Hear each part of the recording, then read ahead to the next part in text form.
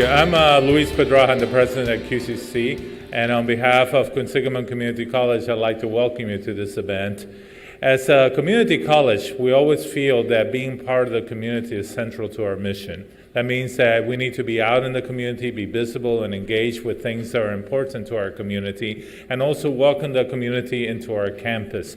We don't want ourselves to be defined by the walls of our buildings or by the boundaries of our campus, but rather we want to be defined by the whole community that we serve.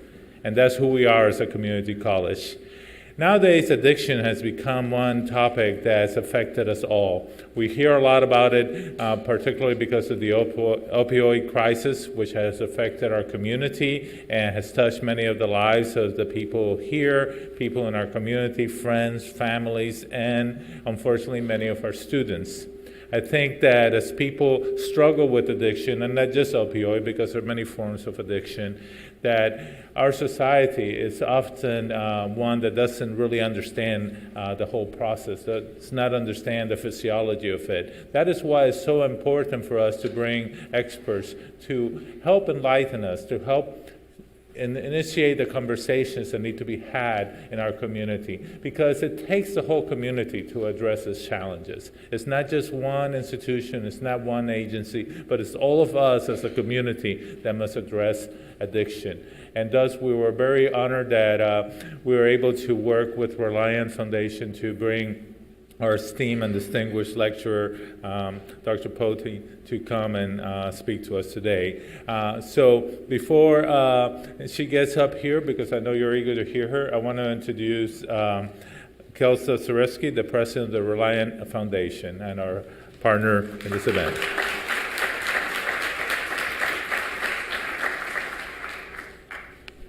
Hi, everyone. Thank you, Dr. Pedraja and Quinsigamond Community College for partnering with Reliant Foundation on this important event. It's been a pleasure to work with your team, and this campus is wonderful. This is a great venue. I'm so pleased to have everyone be here. And the number of people that are here today and even are still arriving here, as I can see people walking in the door, and please just come in. It's a testament to how important this issue is, and I'm excited to be here, and I'm excited to be here because we're all going to be learning together.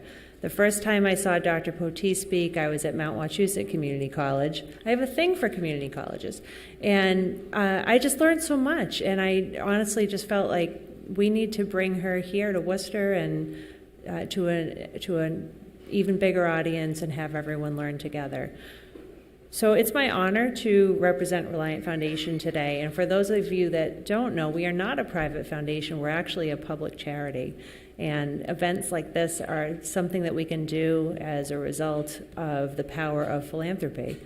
And our dedicated staff and volunteers take public health very seriously.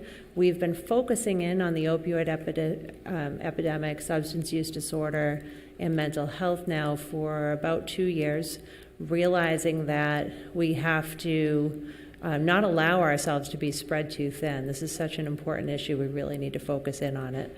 One of the things that we do, which is unusual for a charity, is we actually make grants out to other charities.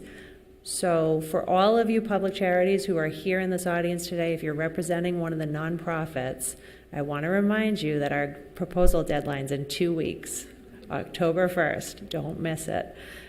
We'll be working very hard on reviewing all of those and making some decisions by the end of this year. Last year, Reliant Foundation gave out $500,000 in grants in Worcester County and in Metro West to very deserving charities.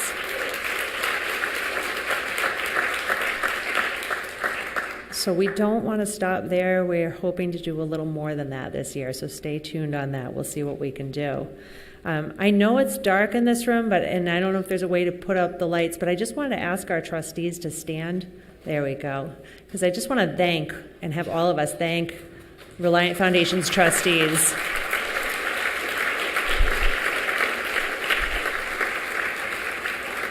This time is so valuable nowadays, and these folks put in a lot of time to make visits with me, to charities, to review more than 100 proposals each year, and they're very thoughtful. with their approach. So I just want to thank them. And then I also just want to take a moment to thank not only the QCC staff, who were so wonderful to work with, but also Amy Barabee, our newest staff person. This is her first event with Reliant Foundation. And Kieran Nero, who is here from Rockland Trust, who's just a tremendous volunteer for us. So at the end of the day, a healthier community drives all of us. And if it didn't drive all of us, you wouldn't have driven yourself here. And another person that I know who cares very much about this community is our district attorney, Joseph Early, who is joining us tonight, and I'd like to invite him to say a few words.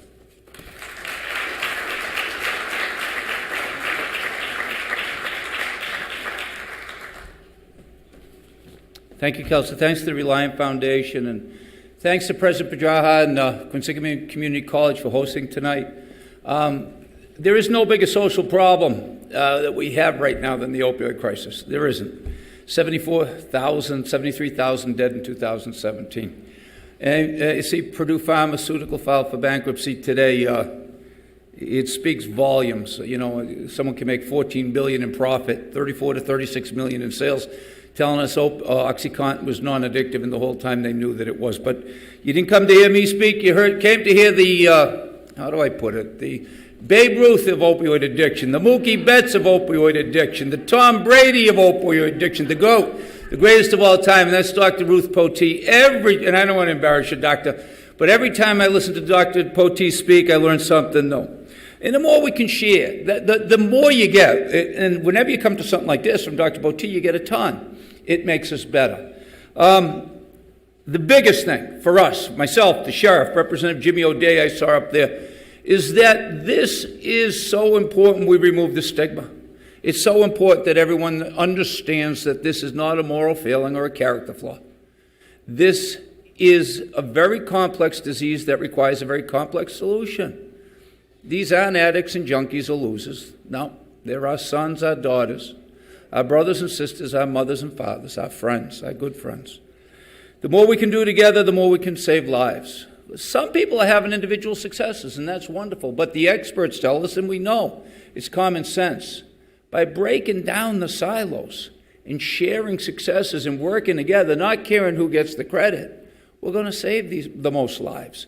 By being in the schools talking about prevention, whether it be the sheriff, whether it be our office, whoever it might be, we're doing more so that young adults are going to have an ability to make a good decision around the morphine molecule.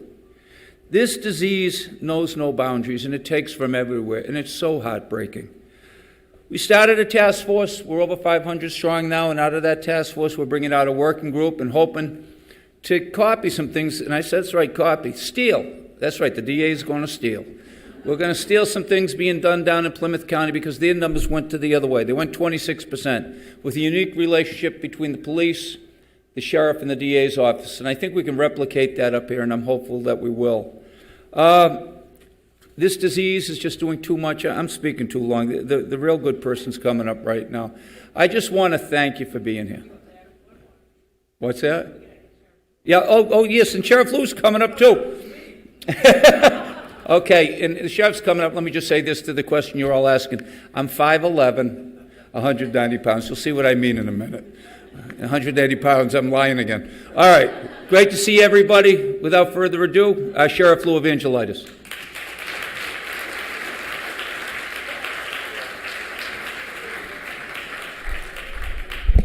All right, that mic's just not going to go high enough, so I'll leave it where it is.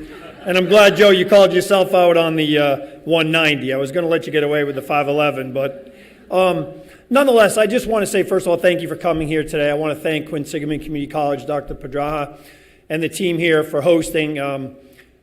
Two things. First of all, my memory came back to the very first Governor's Task Force on Opioid Addiction, which has been a national leader on that, was held in this very room. And actually, he asked our office, the Sheriff's Department, to kind of host that event with Quinsigamond Community College. And I think back, now, Joe, you were there. I know Representative O'Day was there. That was like 5+ years ago. And I just want to say this room has a history of being a leader when it comes to combating this horrible epidemic that we're in the midst of right now.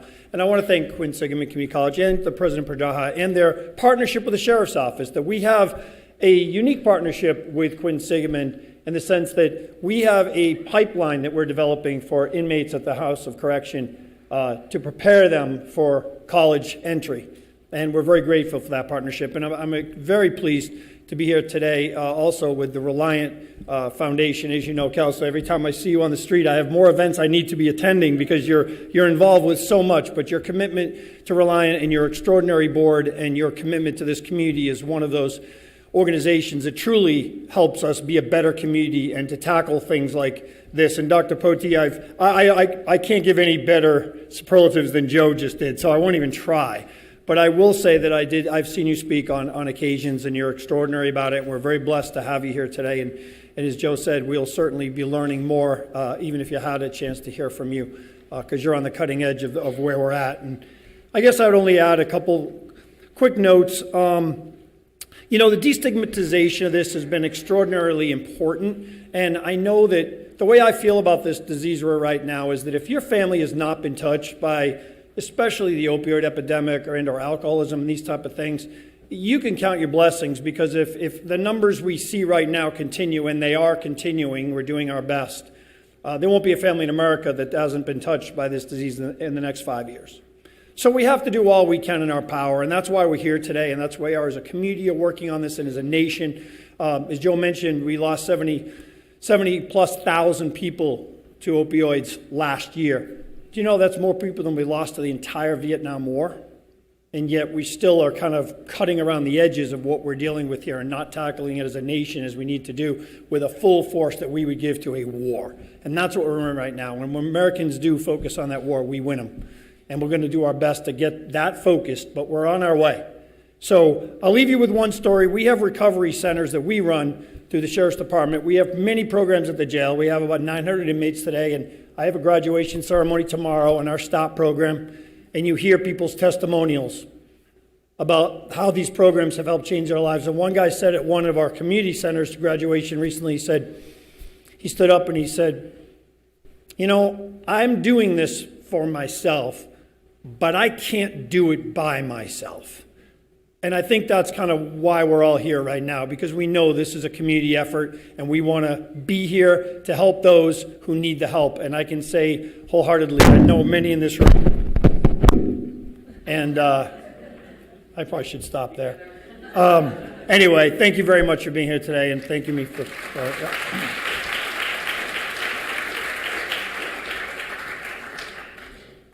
All right, everyone.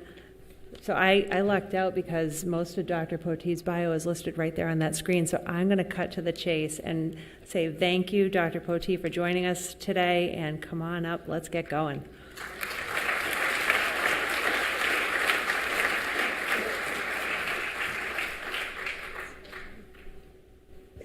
Okay, that was very stressful to get that build-up from the DA and the sheriff and other people. There's nothing worse than to be told that you're going to be really good, and I may be a giant hot mess up here. So thanks a lot, Joe, for that one. I want to thank Quinsigamond and Reliant as well, and actually everybody in this room who's actually here. You know, it's really hard to get anywhere at 4 o'clock or 4:30 on a Monday, and there was bad traffic, and I bet everybody had to leave something undone at work or at home, so thank you for being here. I thought the average age in the room might be, I don't know, I'm at a community college, 19, 22, but I think we're a smidge older, which means that we have, I think, some students in the room. I hope we do. Do we have some students? Can put your hands up if you're a student here. Okay, there's a lot more. That makes me happy. So I went to college and I was a women's studies and geology major, super helpful majors. I was not pre-med, and I went to community college to do my pre-med classes so I could go to Yale Medical School. So I love community colleges. Okay, so we're going to dive in, and actually I'm going to ask somebody who's good at lights and stuff to maybe hit the lights that are on the stage, but maybe bring up the lights a little bit. I just feel like the lights, is the screen a little bit better now? Okay, so I can't see anybody actually in the room, so my hope is that if you're having any technical issues that you'll come up and wave your hand at me and we'll fix something. But we're going to dive in. We're going to talk about how the brain breaks with addiction, all addictions. I know we spend a lot of time on opiates. I'm actually not going to spend a lot of time on opiates. We're going to get there, I promise you. But to not really pay attention to marijuana and alcohol and the fact that our kids are addicted to the screen that's glued to their palm, like to ignore that stuff misses the point for many of us as well. So we're going to spend time talking about this extraordinary organ that is ensconced in your skull called the human brain. And The part of the brain that breaks with addiction is the reward circuit of the brain, the part of the brain that tells you to live or die. It's very complicated how it breaks, but the story is actually really simple at the end of the day. And this is the cover of National Geographic in September of 2017. And it talks through all the pathways that get interrupted with addiction, whether it's your sugar addiction, your caffeine addiction, gambling, opiates, whatever it is, it ends up in the same part of the brain. So one of the things I say to people is take my slides. This slide deck is available to you. It's available from the Reliant Foundation if you wanted it. They could post it. You could go give this talk anywhere you want tomorrow. I would want you to practice a little ahead of time. And watching these National Geographic videos ahead of time would help you. So it's worth going back and re-looking at this article and the videos online. So the part of the brain that breaks with addiction is the part of the brain that tells you to get up every day, find food, find water, and send your genetic material forward. It is the survival part of the brain. And at the end of the day, that is what we all are. Now, most of us did not wake up this morning and think food, water, sex. That's not the way most of us worked. Many of us get up and we're like, oh my goodness, I didn't even begin to get through the list of what needed to happen this weekend, and now it's Monday morning. I'm already behind and it's 7 in the morning. I don't know who else starts their Mondays like that, but that's how most of my Mondays go. But after the zombie apocalypse, I am telling you, this is the part of the brain that kicks in. It is the survival part of the brain. And it is this part of the brain that breaks with addiction, right? It is so hard to treat addiction because it tells you that if you don't continue to do this, you will die. That's what the brain is saying.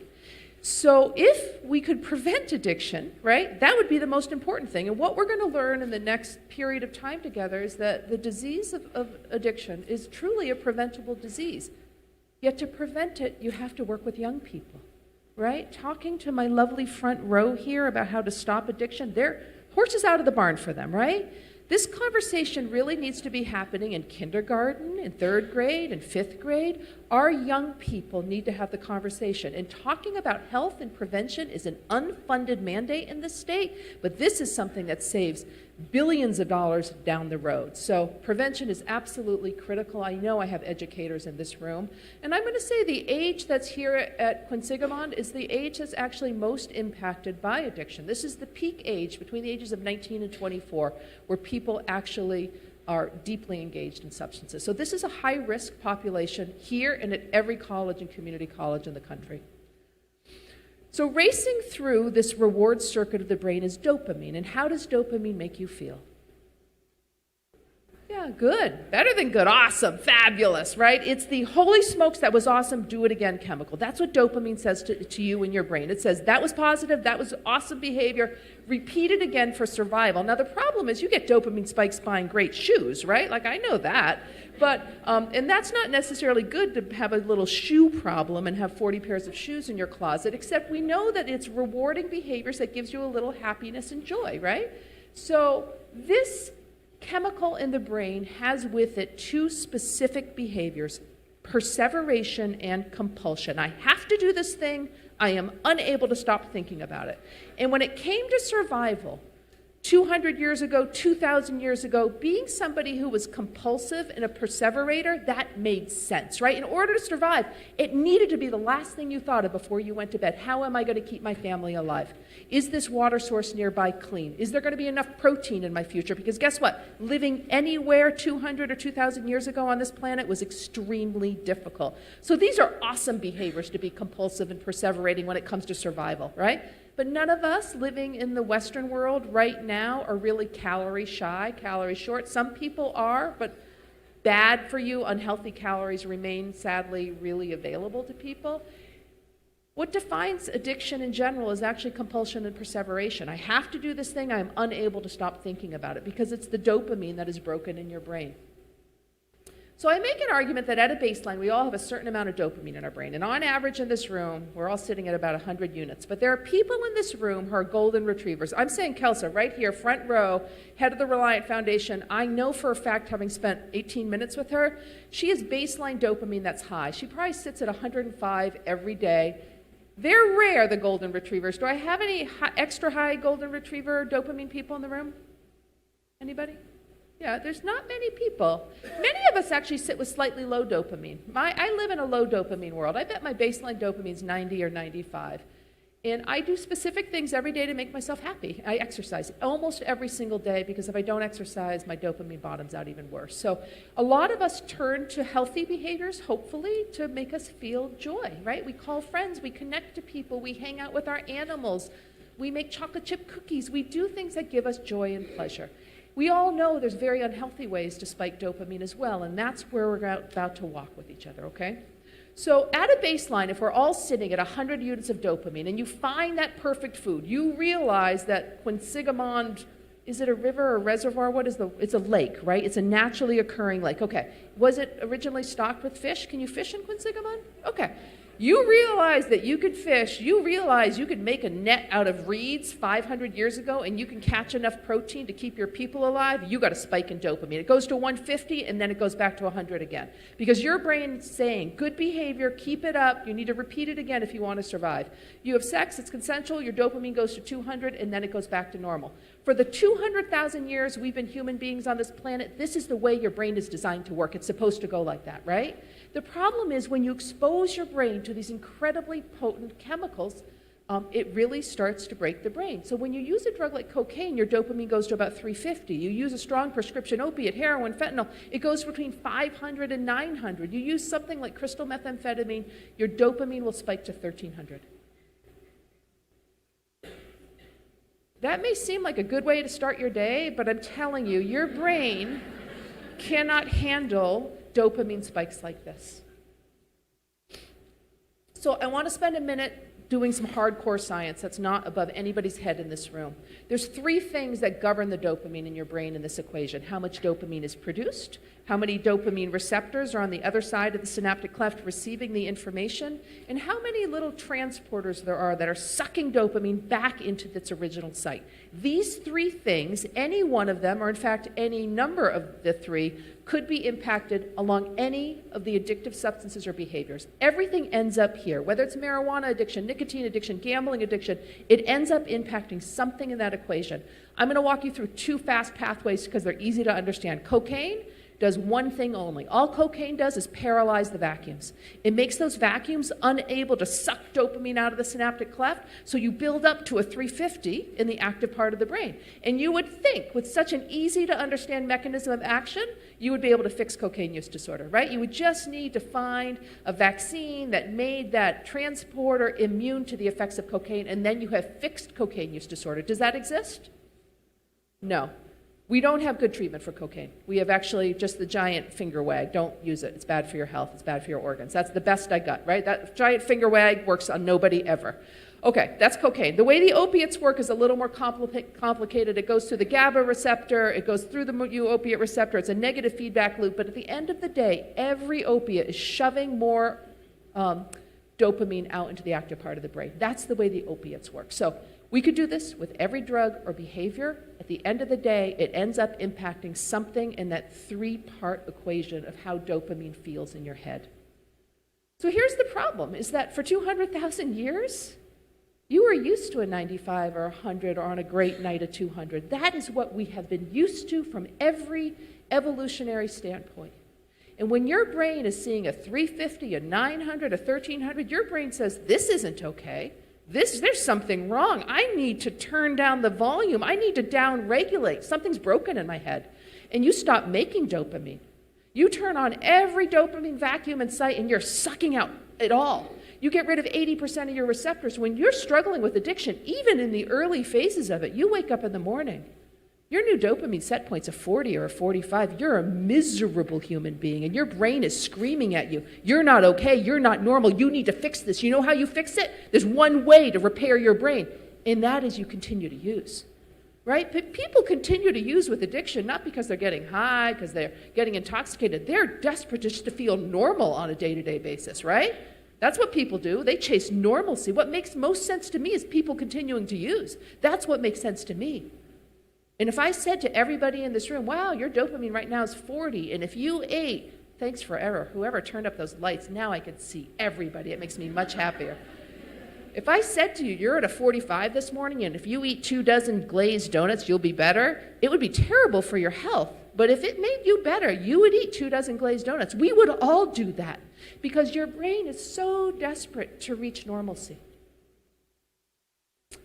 And what we needed to do was to prevent this from happening in the beginning, but stop shaming people for continuing to struggle, right? We need to meet people where they are. We need to acknowledge so many paths that people have to their own recovery without the judgment. I'm so tired of the judgmental, I got sober this way and you need to get sober the same way, right? Lots of people get better and they don't get better on my timeline or your timeline, or sadly it's on their timeline. And our job is to try to keep them alive while that's happening. So this is the concept that I just explained of the broken brain, right? This is, my hope is that at this stage, everybody in this room could take this slide deck thus far and go give this talk, because you could, right? This, right up till this point, has really been a 5th or 7th grade conversation about how the brain breaks. And you know who needs to know it? Our 5th and 7th graders. That's who needs to know this. So what bothers me the most, and the reason I do this work, is because I'm a doctor. I'm a normal family doctor. My husband works at UMass Memorial, and the truth is that in the last 2 years, our local hospitals have really gotten better. But it's been a long, slow journey for the hospitals. When you look at the fact that 5 years ago on this stage, Governor Baker was here with the sheriff, with people from this local community college and leaders in Worcester, and said, we need to get on top of this. I would argue the sheriffs have changed, the judges have changed, the police officers. If I said to local police, hey, 10 years ago, you're going to be rescuing people every day with Narcan, you're going to have 2 vials of Narcan that you carry all the time, they would have looked at me and said, no, I'm not. That's against some union rule. We're not doing that. And instead, when you look at why people don't die, it's because we have Narcan everywhere, right? And people use it. You think of how many people have shifted 180 degrees. It's darn impressive, is what I will say. Hospitals have been slow. Hospitals are slow-moving entities. And the reason I do this work is because I started the opiate epidemic, right? I went to medical school in the 90s. I was writing scripts for OxyContin in South Boston in the 1990s. I am that generation that overprescribed opiates for the last 20 years. I own it. Part of my job is to fix it, right? And I've been an addiction doctor for 20 years as well. So what happens at local hospitals, and I'm going to throw, I don't know, let me go after UMass because I feel like I can go after UMass.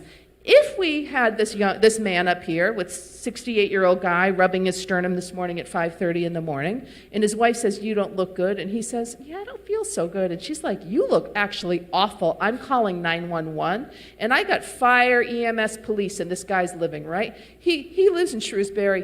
They have an EKG on this guy in his living room. They send it to UMass, and they're like, get him here instantly. This guy needs bypass surgery, right? They give him an aspirin, a beta blocker, big bore IV. He ends up with a quadruple bypass. He's on the surgical floor for a week. He's on a telemetry floor for another week. He gets a little depressed. He gets a consult with social work. He gets cardiac rehab for 12 weeks. Lots of stuff happens to save his life. How much money we just drop on him? Yeah, hundreds of thousands. That's the right answer. I would maybe $250,000, $250,000, okay? If we'd shipped him to Boston, maybe $300,000, but we kept him local. Good for us, okay. His next door neighbor in his little street, in his little suburb of Worcester, is this 24-year-old young woman. She's a kid who went to a local high school. She was smart, and she was a great athlete, and she was the first generation in her family to go to college. She got a scholarship for soccer to Boston College. And she was on the top of the universe. In her sophomore year, she had a very bad injury and tore her ACL. Had surgery, had multiple rehabs, just couldn't get better, couldn't get fast again, couldn't be good enough to play for BC. She loses her scholarship. She loses her opportunity to go to college, and her life, from her perspective, is over. And the only thing that made, at the time, this 19-year-old feel good is when she took the opiate that was prescribed to her by an orthopedic surgeon, right? She went back for more and more, and after about 8 weeks, that orthopedic surgeon says, something's wrong with you. You're cut off. You're out. She begins buying pills on the street. She begins buying heroin on the street because it makes a lot more sense to buy something that's even more effective and a lot cheaper.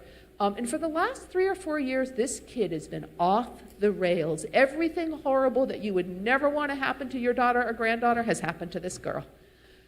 She's 24 now. She made it back home alive. She's living with her mom She's going to a local Suboxone clinic. She goes to meetings several times a week. She's a great therapist. She's doing yoga. She's meditating. She's realizing she can be in her body and be strong and healthy and not be a collegiate athlete. She just got a job at Starbucks. She's got a paycheck yesterday. This is a young woman who's doing it all right, and she's doing great, 9 months sober. Good for her. But this morning at 5:30, when her mom knocks on that bathroom door, no response, and the door is locked, that mom freaks out, kicks it down, and finds her girl, her 24-year-old perfect child, on the ground, blue and not breathing. She calls 911, starts CPR, gives Narcan, doesn't respond. I have Worcester police there instantly. They give 4 more vials of Narcan before this young woman comes back to life, and they bring her to the emergency room at UMass, and what happens to her? She gets released. Maybe other people said other things, but basically she gets released. Did she get anything before they let her go? Yeah, probably not much. My hope is, what was that?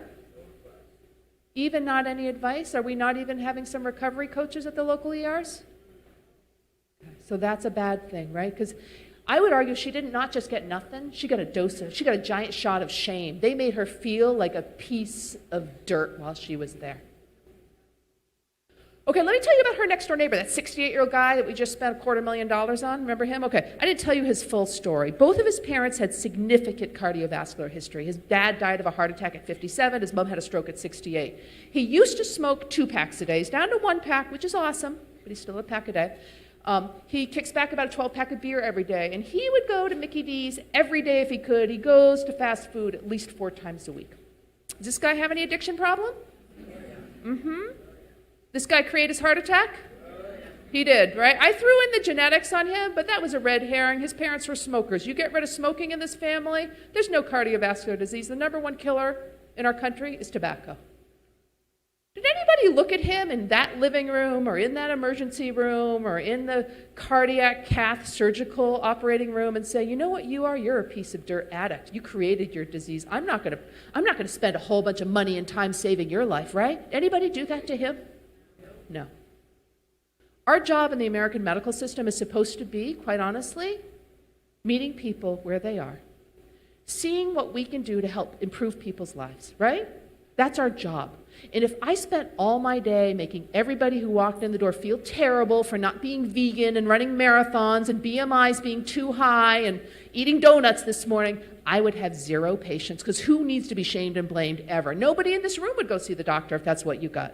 But you know what we do in the American medical system? We give care to some people and we deny care to other people. And you know what needed to happen to that kid, that 24-year-old kid in the emergency room? Nobody even needed to spend money on her. They need somebody to look her in the eyes and say, oh my goodness, I talked to your mom, and for the last 9 months, you've been doing everything right. Good for you. That's awesome. And what do we know about people who struggle? They're likely to return to use. It is so predictable. It is so common. It is to be expected. Between 6 and 12 and 15 months, you start to feel good again. You feel normal. And when you feel normal again, you think you can dip your toe back in 1 time. And the problem is you dip your toe in 1 time, and you're likely to die, right? That's today's problem. But yet, we know that people are going to relapse. So why can't we have a safe place where somebody could have had their eye on this kid, right? You know what she had happen to her? She got a job, which is great, but she got her paycheck yesterday, which is also kind of great, but maybe not great for her. Somebody in that emergency room, just one nurse, needed to say, can I talk to you and your mom together? I'm worried that because you got your job, you stopped going to therapy, you stopped going to meetings. Is there a chance you got your job, got insurance, got kicked off Mass Health, and you can't afford your Suboxone anymore? Something fell apart for you, and I want to help put it back together. I'm not sure you can handle your money right now. Most of us, most people who are in early recovery, that first paycheck burns a hole in your pocket. Maybe we need to have a joint account with your mom and she helps managing it, because maybe you can't. Let's have that level of conversation. You know how much money we needed to spend? $0, right? That's what we needed. We need that level of conversation to fall out of the mouths of everybody in the medical field, not 10 years from now. This needed to be happening 10 years ago, and the time for this happening is now. I spend so much time on this slide because the disparity in care provided to 2 human beings who suffer is appalling, and it should not be happening in Worcester, in Massachusetts, or anywhere in this country. Okay. Okay, let's go back to dopamine. Let's go back to the science here. So a little hard to see because I'm so grateful the lights went up, but if you can squint a little bit, that middle brain, oh my goodness, I just have a light fairy. I don't know, where is my person on the lights? Are you in the back? I don't know. I love you wherever you are. Thank you for that. Okay, so the middle column of brain is a healthy brain with orange, which is dopamine. That's many of us in the room. In the column of brains on the right are people who are struggling with a substance use disorder. The top one is cocaine, no dopamine. The next one down is methamphetamine. Not only no dopamine, but really bad brain activity. The third one down is alcohol, and the final one is heroin. Just squint hard at the alcohol brain. There's still a little orange in that brain. Are you seeing it? And I want to comment, I'm going to spend time on alcohol. I will never deny the harm that alcohol plays in our own personal families and in society. It is a very harmful drug for many, many people. The wheels come off the alcohol bus late in the game, right? There's a lot of us who are functional alcoholics, and we're functional until we're not functional anymore, right? Until we get picked up on our third OUI, and we get locked up, we lose our license, we lose our job, and our wife walks out on us, right? It takes a while because the brain breaks in a slower rate with alcohol. It causes lots of other organ damage. And I think the sheriff would say this is true. I think people think that everybody incarcerated is there with an opiate use disorder. Half the people in my jail are there with an alcohol use disorder, right? There's lots of other people with opiates, but alcohol causes tremendous harm to people. So there's three things that set any one of us, any young person, up for addiction. The first is genetics, the second is early exposure while your brain is developing, and the third one is a history of childhood trauma or having a high ACE score. Having poor mental health does not mean that you're going to struggle with addiction. The problem with poor mental health, and this is critical in our young population, is because the anxiety and depression rates among young people has skyrocketed. It's a true epidemic. We don't have a generation of snowflakes who can't handle it. We have a generation of kids who aren't so sure the world is going to be existing in 50 years. We have a generation of kids who hide in a closet and imagine how they're going to kill somebody who's trying to kill them. That's what happens to my kids and your kids when they go to school, right? Because they have emergency lockdowns. I had a fire drill. That's the worst thing I had. So there's no wonder why our kids are suffering with terrible anxiety and depression. And the problem is when you're a 14-year-old kid and you're crawling out of your skin with anxiety and you realize that when you smoke a bowl of weed, it magically feels like your anxiety goes away. What happens is that you are a child who is self-medicating with an addictive substance. That is early exposure while your brain is developing. So it's not that the mental health condition creates the addiction. It is the first step to the early exposure while your brain is developing. This is the self-medication model. So let's talk about the genetics of addiction. It's huge. If you have a parent or a grandparent who struggles with addiction, you have about a 50% chance yourself of struggling. A parent or a grandparent. And I want everybody in this room to pause and think about you and your own family. Like, quite honestly, this is a common problem, right? And who needs to hear this information? Everybody, and especially young people. I have some people over here that are actually really young, and the truth is, I think it makes parents uncomfortable to be like, I don't want to talk to my kid about my family. But I argue you need to talk to your kid about this one. Because you may feel like, God, I'm just giving them this terrible piece of news that seals their fate forever, but that's not true, because you know what our kids do? Our kids, this generation actually makes really good decisions. If you teach your kid to understand what their genetic risk is for addiction, they actually get to change the course of their lives, because what we know about all addiction is that it is considered a developmental pediatric disease. It starts while your brain is developing. If you can get to the age of 24 not using addictive substances, not smoking, not using marijuana, not drinking alcohol, by the age of 24, the likelihood of developing addiction is 2%. If you started off at 50% because of your genetics and you postpone use until age 24, it goes down to 5%. So the reason you tell your kids is because they get to drive this bus on their very own, and they get to determine their outcome because you gave them the needed advice to make good decisions. Our kids actually, I'm going to get into vaping and all the marijuana use, I'm going there, but I'm going to tell you, this generation is actually super smart about substances and have actually, in general, largely veered away from them. This is why you tell your kids. If you're 15 years old and you start drinking, 40% of those 15-year-olds go on to be alcoholics. If you wait till age 21, 7% go on to be alcoholics. If you wait till 24, the numbers go even lower. It's just about delaying use, right? Not a rocket science message, but the problem is I'm standing on the campus of a community college. I actually would argue high schools do a pretty good job talking about this, but you leave high school and you go to college and holy smokes do things open wide, right? And what do I have? I have a bunch of 18 to 24-year-olds whose brains are not fully developed. Like, I'm not so keen on the keg parties and walking into my kid's dorm and all I can smell on a Tuesday morning is pot. Right? That is not good. These are still developing brains. I think we have a lot of work to do in secondary education about helping to protect these still growing brains. So, along the lines of our kids making awesome decisions, when I stand in front of a bunch of middle schoolers and I say, what do you think of tobacco, of cigarettes? What do they say? Did somebody say, ew? Is that what I heard? Yeah, I hear murmuring, but mostly the most common word I hear is disgusting. Sometimes I get revolting. This generation of kids, they are so smart about tobacco. I'll have kids in the back who are like, it's the #1 cause of bladder cancer. It paralyzes the cilia and the sinuses and the lungs. And I'm like, girlfriend, I don't know what health class you went to, but you are spot on. You got it right. So these kids are so smart about tobacco. They know the harms of tobacco, and this generation was going to eradicate tobacco. This young generation, under the age of 25, was going to get rid of it all. And you know who was scared about that? Oh, yeah, the tobacco industry. And we know what the tobacco industry has since done. We're going to go to the vaping. I promise I'm not going to skip over it. But the sense of harm with cigarettes is really high, so the use has gone down. The sense of harm with marijuana is very low. What do our kids tell us about marijuana? It's natural, it's organic, it grows in the ground. It's just pot. It's no big deal. What else? It's legal. It's legal. Of everything you guys are about to say, it's legal over the age of 21 for a certain amount. That's the only truism I think that's about to be said. What else? It's not addictive. Yep, what else? It helps me. It's medical. It helps me sleep. It helps my anxiety. It cures cancer. It stops seizures. I get that all the time. Yeah, what else? It helps me relax. It helps me concentrate. I'm better on the soccer field when I'm high. I'm smarter in history class. And when I get the I'm better on the soccer field, I'm always like, okay, I'm sorry. There's no sport where having slowed reflexes is benefiting you. So stop that. Okay, you guys covered it. You got them all. Oh, here's the thing. This is the one other one. If you were in the debate team, this is the one you would really do. It's better than alcohol.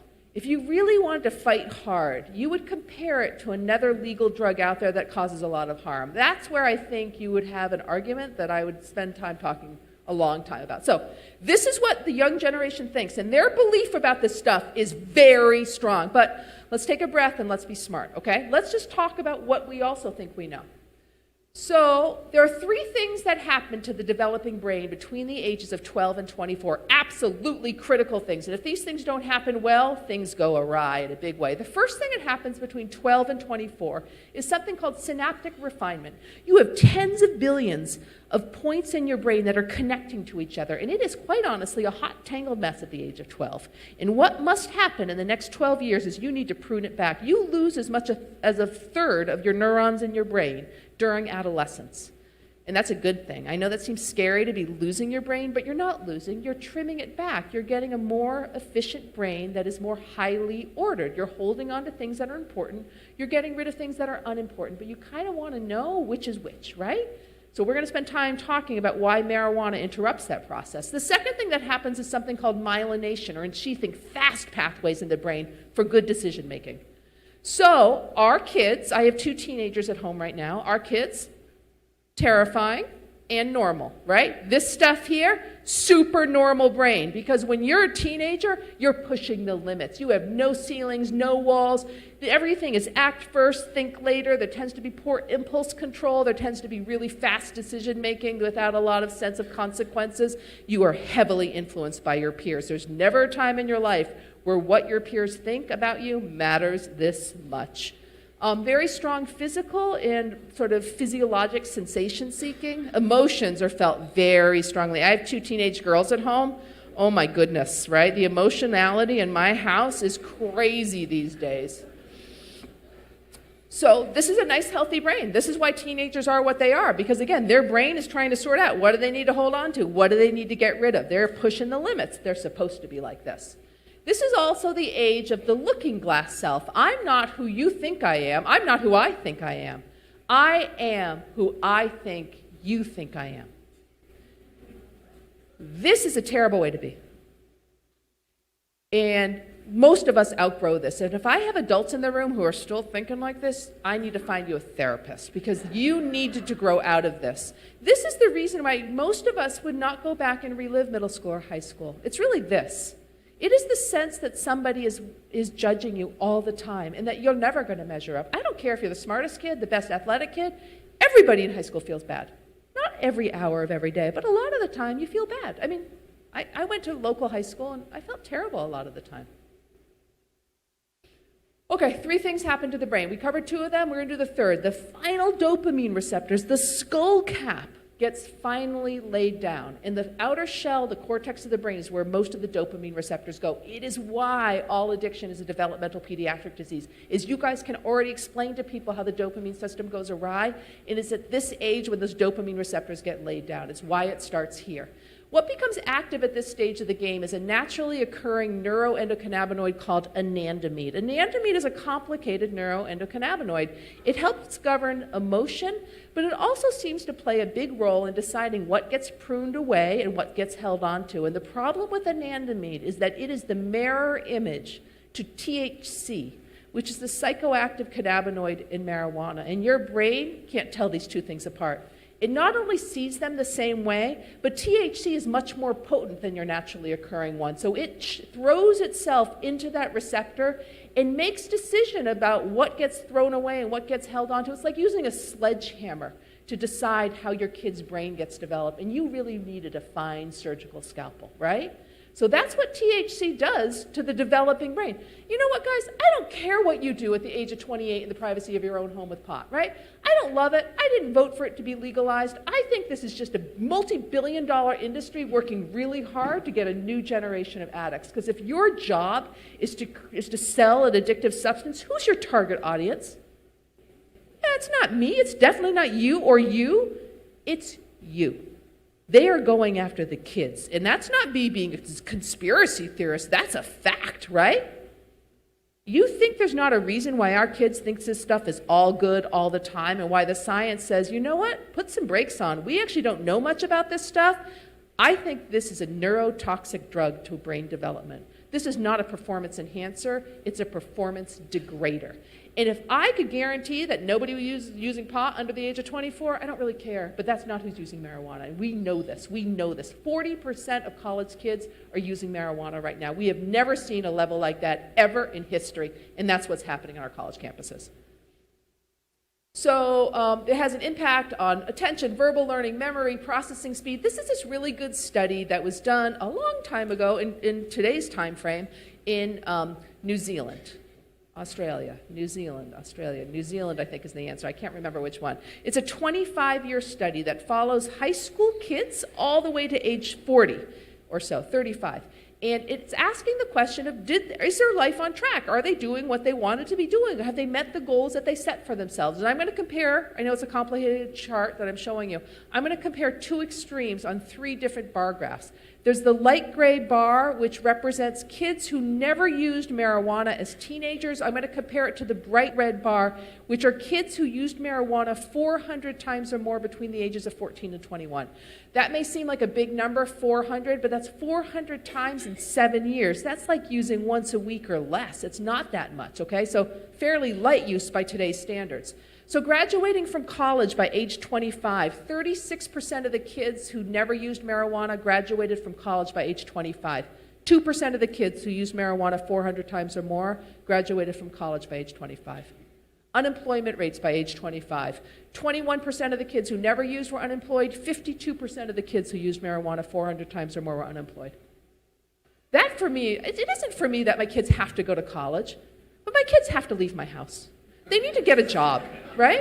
I don't know if you feel that. I'm not one of those moms who's like, oh, I'm so sad they're growing up. I'm like, my job's to raise adults, right? I'm not raising babies. Pay your taxes, walk your own dog, clean your own bathroom, bye-bye. Love you, bye-bye. See you at Thanksgiving.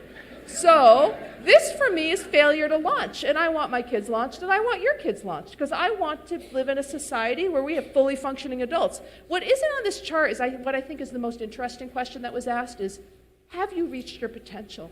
Are you satisfied with where you got? And the people for whom marijuana use was a big prominent part of their adolescence at a huge rate said, I am so disappointed in the quality of my life. That for me is the measure, right? Are you happy or are you not happy? That for me is the failure of this. But guess what? This stuff's done on the old pot, right? Every study we have on marijuana, oh, one more thing, it showed an 8-point drop in IQ by age 35. Between the two categories, 8-point drop in IQ. But the problem is that every study we have done on marijuana is done at 3% THC or less, because that's all that was available prior to the mid-1990s. Today's marijuana grown in the Pioneer Valley of Massachusetts is 9% to 18% at a minimum. There's no 3% pot left. Somebody show me that plant. It doesn't exist. They have some of that left in Europe, but not in the US anymore, my friends. We have grown a much more potent plant with much higher THC. And the second thing is, this is what pot looks like to our kids. It is the concentrates. It's shatter and butter and earwax and hash oil. And this stuff is between 50 and 90% THC. This is what our kids are using. And if you can imagine an 8-point drop in IQ with a 3% THC product, what do you think your IQ drop is when you're routinely using a 50% or higher product, right? You think you're growing a better brain, a healthier kid? We have no idea what we're doing with pot, my friends. We have zero clue. Yet as a state, we didn't just approve it. We wrote the most generous piece of legislation ever. We're like, open a store basically anywhere you want, sell it at any height of THC that you want, and you must sell the edibles. We carte blanche. Who wrote it? The pot industry. If you were in charge of the stores, if you were in charge of the legislation now, right? What would the age of first purchase be? What would you have it be? Yeah, 25. 25 feels reasonable. Would you have a limit to how much THC there was? Sure, I don't know. I don't know what that number is, but it doesn't need to be 90. I think you're super high at 20. That's what I think, right? So if we could go back in time and be like a smart state with some public health mindedness, which, by the way, we're never going to be able to step back on this, but when I go to states where it's not legal, like Connecticut, I'm like, you know what? Show the rest of the states the right way to do this. You want to decriminalize it? Decriminalize it. It already is decriminalized in most states, right? Stop locking people up with brown skin. That's absolutely necessary. Nobody denies that. But acting as though this is a benign ingredient that is going to benefit our kids, we need to move on from that. Age 25, 20% THC limit, there's the first thing I would do. Okay, 1,000 ways to get pot in your system. You could smoke it, you could vape it, you could drink it in beer, you could eat it in spaghetti sauce, you can put it as a tincture under your tongue, 1,000 ways to consume it. The most common way for our kids, other than vaping it, is to eat it, right? You get it in chocolate and sugar, and it's wrapped up looking just like a Kit Kat bar. And every one of this is all Colorado stuff. Massachusetts had a rule that said you weren't allowed to do look-alike candies. You can't wrap it in a little silver foil in a brown chocolate mint-flavored disc and pretend it wasn't a York peppermint patty. You couldn't do exact look-alikes. That's the rule in Mass. But I don't know, have you guys spent some time in pot stores? This stuff is super enticing, absolutely enticing to children or not. You're not allowed to have animal-shaped gummies in Massachusetts. No gummy bears, no gummy worms. But you can do sugar-covered gummy spheres and cubes, which any 5-year-old will be enticed by. It's not that much of a stretch. So 12 servings in every one of those candy bars. Every one of those candy bars. Can you guys take a Kit Kat and drop it into 12 pieces and then eat one piece? And then put your other 11 pieces back for later, right? Who does that? So the whole thing is so deceptive. The whole thing is just a giant lie. And every one of those candy bars is greater than 50% THC. 12 servings of marijuana, more than 50% THC. So for those of you, anybody in this room work in an emergency room? Somebody in the back does? Are you starting to see some marijuana psychosis, some cyclical vomiting? Was that a yes? Yes, okay, so you know what? Emergency rooms right now are super busy. They do not need the psychotic 19-year-old taking up a bay for the next 36 hours when you're not sure if this is their first psychotic episode because they possibly are schizophrenic, or is it their first psychotic episode because they're high all the time, right? This is not a public health step that most doctors want to be managing. Okay, is marijuana addictive? Well, someone over here said the kids say it's not addictive, and we used to say back in the old days when it was 3% THC or less, it wasn't very addictive. In comparison, it had a 9% addiction rate compared to nicotine, which was 32%. But back in the day, when you started as a teenager, it was higher, it was 17%. Today's marijuana is between 30 and 50% addictive, which makes it more addictive than nicotine. So that's just a big lie. When your kid says you can't get addicted to this stuff, giant lie. The only thing that's more addictive than pot is sugar. Sugar's super addictive. Okay, so this is an addictive drug, period. Okay, let's talk about alcohol. I told you I was not going to play down alcohol. A lot of us grew up in families with active alcoholism. A lot of us are alcoholics by anybody's definition. A lot of us think of ourselves as functional alcoholics, whatever that might mean to you. But this is common. So a third of us in this country drink nothing ever. A third of us in this country drink very little. A drink a week, a couple drinks a month, very light social drinkers. And the final 1/3 of Americans drink every drop of alcohol, everything. In the final 10% of us drink at least 10 drinks a day. 10% of the parents that your kids go to school with drink 10 drinks a day. 10% of the people on your highway today, 10 drinks a day. That's normal, my friends. Now, most of us are like, what? Right? Now, most of us in this room are probably not doing 10 drinks a day because we probably would have started already. But maybe people, I don't know. I mean, you know what's normal these days? You go to like watch somebody's, I don't know, what sport do I hate? Watching baseball game. You're sitting at your kid's Little League game. Parents are drinking, right? I've been to high schools where like parents are like tailgating at their son's football game. And I'm like, I'm sorry, you're at a public high school and you're drinking? Like, that's illegal. And they're like, yeah, we know. And I'm like, what is wrong with these people? Like, it's not good modeling. And I drink. I'm not one of these people who never, ever drinks. But man, have I become much more aware of when and how I drink. Because this is the category we're most worried about, and that is women. Women are drinking at rates that we have never, ever seen. So I say this all the time. Tell me about your relationship to alcohol. And women will say, oh, you know, I have a couple drinks a night. I'm like, what are you drinking? I drink wine. Well, how much are you pouring? I pour myself a normal-sized wine glass, right? Because these things are giant, like they're water goblets, or they're like mason jars on a stem. And what is a glass of wine, right? A glass of wine is 5 ounces. That's it, 5 ounces. If somebody served us 5 ounces at a restaurant, we'd be like, oh, you are super gypping me. That's not an okay glass of wine, right? But that is a glass of wine. And what I say to people is you need to know what 5 ounces of liquid looks like in your glass and acknowledge that's one drink. And if you're really pouring yourself 15 ounces and counting it as one, I need you to take a big girl's breath and say, I just had 3 glasses of wine. And then if you're really drinking 6 glasses every night, I need you to stop and ask yourself, why am I doing that? Right? Because a lot of us do this. It is the norm for a lot of us. I would argue it's the norm for many of us in this room.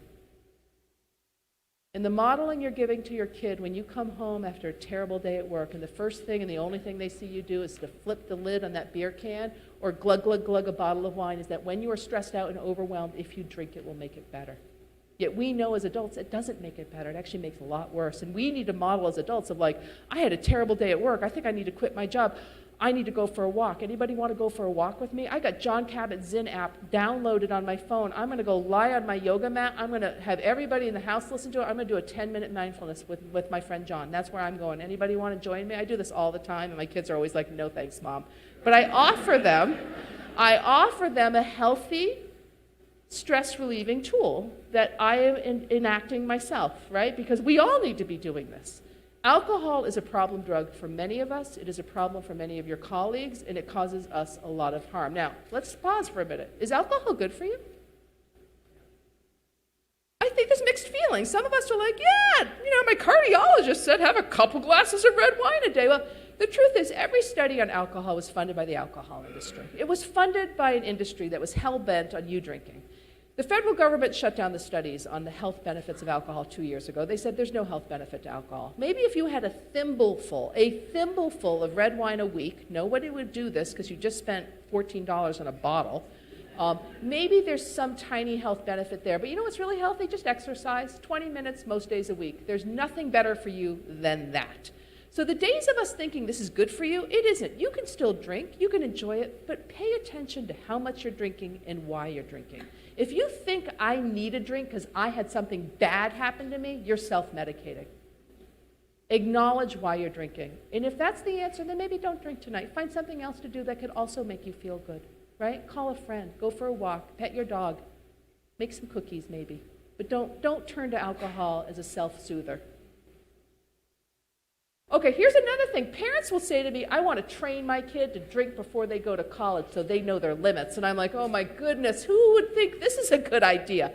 But so the studies that look at parents providing alcohol for their kids, or God forbid their kids' friends, which is super illegal, underage provision of alcohol, these kids go on to have higher rates of alcohol use disorder and binge drinking. You did not help them, you caused them harm. So stop thinking you're helping them. And then I get this one all the time. In Europe, they're all good. They start drinking at 12. There's no problem in Europe. So I was like, okay, let's look into that. World Health Organization, top 25 highest countries, alcohol use disorder. 23 of them, of the 25, are European. So the only two on that list of 25 that weren't in Europe were South Africa and South Korea. Otherwise, every one of them is in Europe. 60% of pregnant women in Ireland drink pretty routinely. The rates of fetal alcohol syndrome in Ireland are 400 times the rate they are in the United States. So stop thinking the Europeans got this figured out. They don't have this figured out. Okay, third thing that leads to addiction. I know you guys may be getting tired of me, but I'm not going to, I got to cover it. I have to do it all. So third thing that leads to addiction is a high history of childhood trauma. And who in this room knows about the ACE score? Yeah, a huge number of people, actually, because I would argue 3 years ago, if I'd asked that question, fewer hands would go up. But the amount of public knowledge about adverse childhood experiences has really gone up. And this matters because growing up in a household with a lot of chaos and not a lot of neglect is a terrible predictor for your own health and safety for the rest of your life. And I want to spend a minute talking about this. So this is a study that came out in 1996, done in San Diego, Kaiser San Diego, and it asked 17,000 adults to reflect upon their childhood. What happened to you in your house growing up? 10 questions, yes or no. I'm going to read you some of them. I'm going to turn my back because I can't see anything. So, did a parent or another adult in the household often or very often swear at you, insult you, put you down, or humiliate you, or act in a way that made you afraid that you might be harmed? Did a parent or another adult often or very often push, grab, slap, or throw something at you? Were you sexually abused? Did you often or very often feel that no one in your family loved you, thought you were important or special, that your family didn't look out for each other, feel close to each other? Did you often or very often feel that you didn't have enough to eat, had to wear dirty clothes, and had no one to protect you, or that your parents were too drunk or too high to take you to the doctor if you were sick?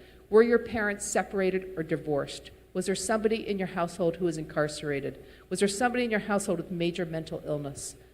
Did you watch your mom or your stepmom be physically abused or verbally abused by your dad or your stepdad? That's a very gendered question. It's intentionally done so. 10 questions, yes or no.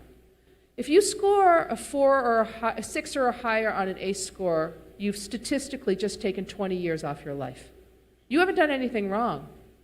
But the hardship of growing up in a household where that list I just read to you, you heard me read it fast, you heard me read it fairly emotionless. I find that list so distressing, right? It's so upsetting that this is normal for so many of our kids, that they grow up in households that are so chaotic, so neglectful, so damaging. And that damage affects you forever. And it makes sense to me when you have a tremendous amount of psychological pain and you can't bear the pain that you would numb yourself up. And there's no better, faster way to numb up than drink or drug, right? It is what makes sense to me. And the problem with getting better, the problem of entering on the path of recovery is, man, when you start feeling again, it's hard. It's hard to survive those feelings. And you want to keep returning to the substance because you can't bear to feel this stuff. So paying attention to trauma, how it affects our kids in our schools, we all need to be doing that. If you score a 4 or higher on an ACE score, this is really the number that really starts a lot of addiction. So 3 things: genetic risk, having a history of early childhood trauma, and early exposure while your brain is developing. And the message when I talk to parents is talk to your kids. Don't pretend not talking to them is going to work. It doesn't work. And tell them to delay their use as long as they can. Just delay, delay, delay. Maybe you guys think it's impossible not to use an addictive substance at 23 or 24. I disagree. I never did. I never have smoked. I've never used marijuana. And I had my first drink of alcohol when I was 24. I wasn't a weird kid. I was busy. And I grew up in a household where I had plenty of examples of why this was going to be bad for me. So this is a possible thing, but I think people need to know it. Okay, teenage kids. Our kids are spectacular. We have the lowest rates of alcohol use that we've seen in 40 years. All drugs are down except for marijuana, which is flat or increasing. The giant exception is these damn e-cigarettes and juuling, right? And it started, we've been seeing them for maybe 6 or 7 years. But in September of 2017, we all went back to school, and these things were everywhere. Schools that had not seen them before were like, what is this thing? School resource officers were like, I'm picking up 10 of these a day. The bathrooms were unusable. You lived in this giant cloud of like unicorn, cotton candy, God knows what. Kids didn't go to the bathroom anymore because they couldn't breathe in the bathrooms.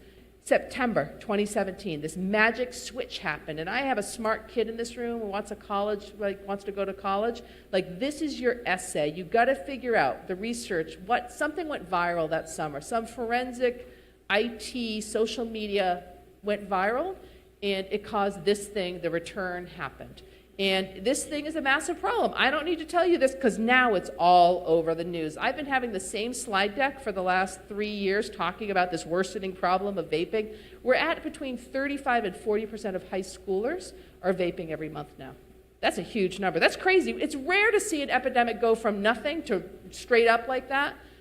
You guys know this. This stuff is toxic. You didn't need 450 hospitalizations, I hope, to realize this stuff is super toxic. It's one of these things. This is the tobacco industry losing their clientele. You're going to lose all your people because they don't ever want to smoke. You're going to get them another way. And you're going to say to them, it's fine. It's just water vapor and flavor. There's nothing else in it. Well, so again, before we had all these hospitalizations and now 6 people are dead, we were looking at this stuff, all of which is labeled 0 milligrams of nicotine. And this is a study that came out a little over a year ago. And they took the 70 American-made 0 milligrams of nicotine e-cigarette juices and sent them to an independent lab to really test it. What % of them had nicotine in them?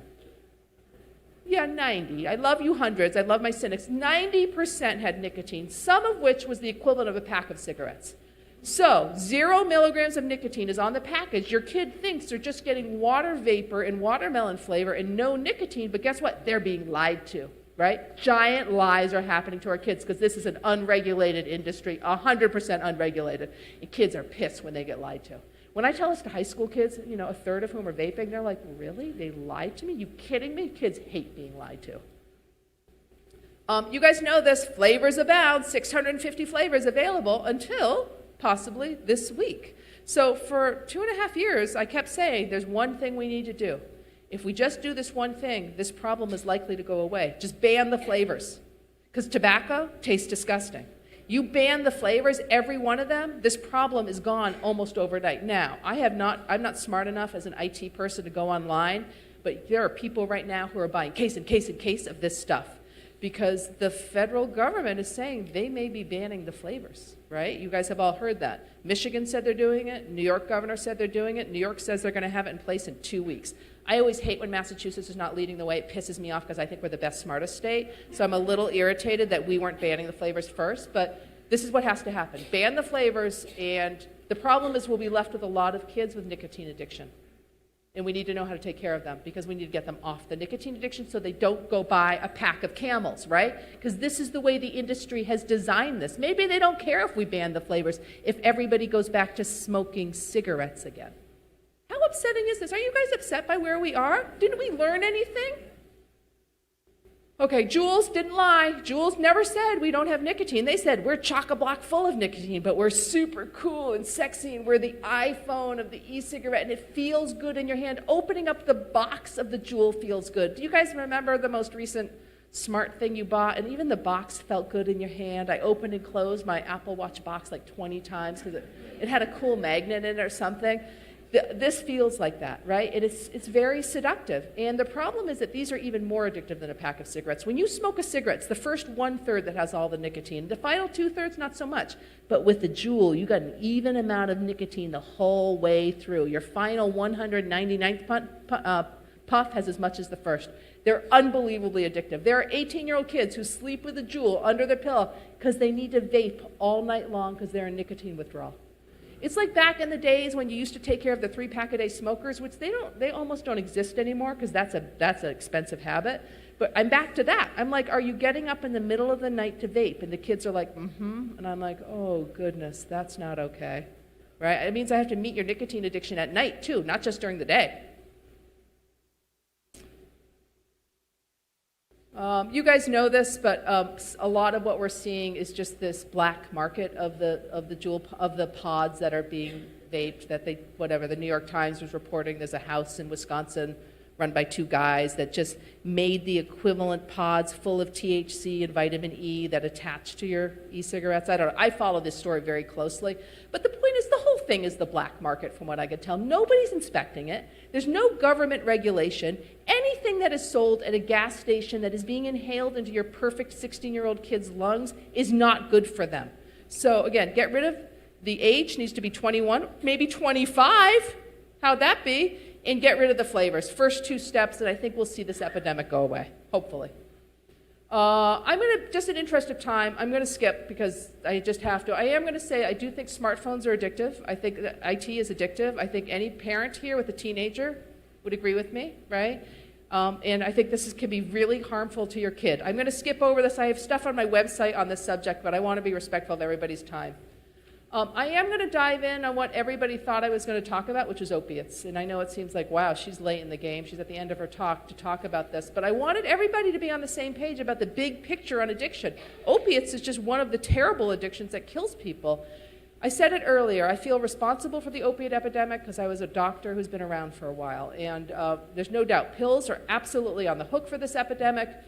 When you look at our country versus every other country in the world, we prescribe more opiates by a long shot than every other country, including our northern neighbor Canada, which is really a very similar country to ours. We are having more deaths, as both the sheriff and the district attorney said, than motor vehicle accidents, than AIDS at the peak of the AIDS epidemic, than gun violence. More and more people are dying. This is the country, I need to change out this. This is a graphic that actually, this is the Washington Post graphic that followed every county over the next 12 years, and it doesn't actually show up here because it's a graphic, but what you see is the worst hit counties, and what's amazing on the worst hit counties and the worst hit death rates is that New England does not light up as a heavily prescribed region. Prescription opiates were not heavily prescribed in New England. They came to us from outside of New England, but the doctors and prescribers in New England weren't the heavy hitters. The problem is they came to us from Florida. We used to call I-95 Oxy Highway from 1999 to 2010. If you were in the medical world, you called it Oxy Highway. And there were 650 pain clinics in Florida, and you would take a bus down there and have all your expenses paid, and you would walk into 2 pill mills a day with a stack of money, and you'd walk out with a stack of scripts and a bag of pills. And then you handed it to your tour operator, who went back to Worcester in Maine and Kentucky and sold it. This happened for a decade, a whole decade. This is how we got to the opiate epidemic, as fine Florida and other states that were poorly regulated. So in 2009 and 2010, the federal government, the DEA, swept into Florida, shut them all down. 34 doctors went to federal prison. They lost their licenses. They are still in federal prison, I hope, because they weren't doctors. They were drug dealers. And the problem is now I got 2 million Americans, 2.5 million Americans on the eastern seaboard addicted to opiates. And I just cut off the pipeline. So what are you going to do? What are you left with? Yes, you're left with an unbelievably pure, cheap, and much more deadly drug. Like, don't get me wrong, I was glad when Florida got shut down. But in 2010, smart people like us, if we'd been like, oh, we think there's a massive opiate problem and we're going to shut down the pipeline, what do you think the problem's going to be? We should have all been like, oh my God, people are going to die like crazy. And instead, in 2010, 11, 12, we were all like, holy smokes, what is happening here? Young people are dying. Obituaries are filled with 24-year-old died unexpectedly at home. We all knew what was going on because we were paying attention. We were not ready for this. We were slapped upside the head for this one. So this is the map of the United States. I know it's not super clear. The bottom is prior to Florida shutting down in 2010. Those red states are high overdose death rates. After Florida gets shut down, look how the entire country turns red, right? More and more people died. But again, the pills were bad. It's just that the other thing, other than the pills, was also bad. In fact, worse. In 2016, fentanyl arrived. It's called a synthetic opiate, but it arrived to New Hampshire, Massachusetts, and Ohio. Lucky us. It's now been widespread. It's in many places now. But in 2016, that's when deaths really picked up, because it takes that much fentanyl to kill you. Right? You guys seeing that little dusting next to the penny? So I don't care if you're shipping envelope after envelope from China through the U.S. Postal Service to the U.S., even if only one envelope makes it through the federal inspectors, that's plenty. It's more than enough. Right now, 90% of the heroin in Massachusetts is fentanyl positive. It is very rare that I do a urine drug screen and I don't have fentanyl. Very rare. I'm always like, check that out. You only have heroin. Who's your dealer? And they're like, wow, I haven't seen that stuff in a while. People are looking for the pure stuff, right? They're also looking for the heroin stuff. And in many people's cases, they only use fentanyl now. There's no heroin, right? This is where we are. Guess what? Fentanyl's even cheaper than heroin. Cheap, cheap, cheap. So these are the areas, those dark areas where the death rate is the highest. It's most of New England. It's all of Appalachia, including Ohio. But there's big, big chunks of the country that aren't impacted, and I often wonder why. Like, I think about this a lot. Like, why not Texas? Texas is on the border. How did Florida have that massive pill problem and they didn't get impacted with heroin the way we did, right? Like, it's complicated to think it through. So this is the fatalities in Massachusetts, and they began to spike in 2014. You see 2016 when the fentanyl arrived, it got worse. You know, I love our state, I love our government, and there's a lot of patting themselves on the back for death rates falling. I have to say, the last 3 years, the death rate's the same. It is the statistically insignificant difference. 3 years of about the same. The good news is, though, with the arrival of fentanyl, and now 90% of the heroin and fentanyl, you would have thought, actually, you would have doubled your death rate, and that didn't happen. So that's a success. And why did that happen? Narcan. We have Narcan everywhere. I've got like 3 bags of Narcan in my bag and in my car, right? I got a phone call from NPR a few months ago, and they said, I live in Franklin County, which is the most rural county in Massachusetts, and they said, do you know that your county is number 4 in the nation for Narcan distribution? And I was like, whoa! I was super excited. And that's because we hand out Narcan like crazy. We just do, right? You leave the jail, you get 2 vials of Narcan. You leave the treatment center, you get 2 vials of Narcan. You need Narcan, you come to us. Like, we made sure that it was readily available. When you look at the counties, no one's going to be able to read this. The death rate continues to be high. In the worst place, actually, Western Mass is not good on this map. Eastern Mass got a little bit better. The worst county with a doubling of deaths in 1 year between 2017 and 2018 is Hampden County, which is Springfield. That is a 100% increase in death. That's a massive. That for me was front page paper news, but it just didn't play that way. Let me look at Worcester for a second. Worcester has been flat.